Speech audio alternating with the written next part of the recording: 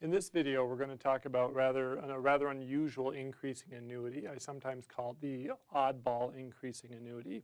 I'll mention it briefly and then I'll step off and let you pause and copy. But in this annuity, the payments are increasing, but they're only increasing once per period of time. But the payments are coming m times each unit of time. So it's an increasing once per unit payable mthly. So I'll step off and let you pause and copy. Okay, so typically one period of time here will be a year. So you can imagine maybe we're making monthly payments each year.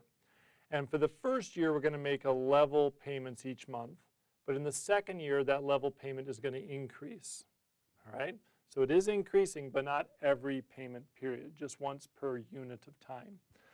So the way the formula is set up is we're going to pay X dollars over the course of the first unit of time in M equal payments. And I've got it drawn as an annuity immediate, but if it was an annuity due, we just shift back a little bit, right?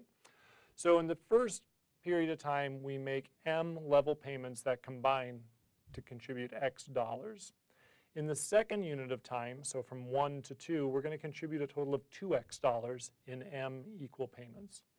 Third unit of time, 3X dollars, fourth unit of time, 4X, etc., until the last period, the nth unit of time, we're going to contribute NX dollars in M equal payments. So NX over M would be each payment size, okay? All right, so that's sort of what this next line is referring to. I will refer to the effective rate of interest for 1 unit of time. Typically, this is going to be an annual effective rate, okay? I to the exponent m in parentheses, or d to the exponent m in parentheses, that's the nominal rate of interest or discount, compounded mthly. And n is the number of units of time this annuity is running for, okay? So it's a bit of an oddball.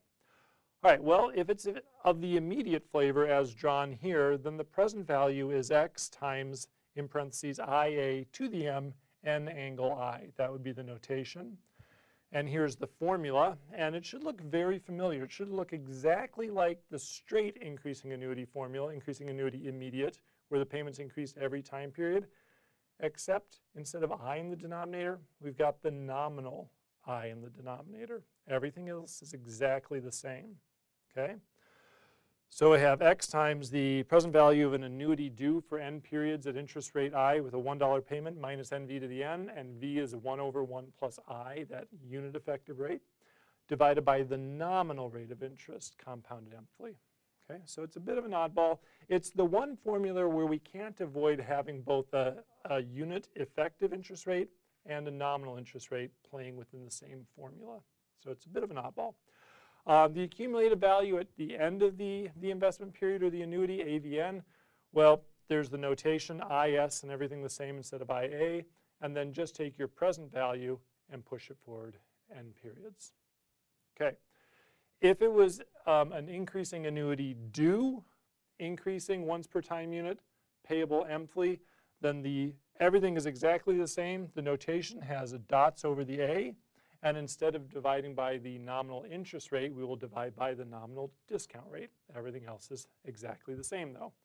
And the accumulated value, we have dots over the S, and that is the only essential difference. We'll take our present value and push it forward n units of time.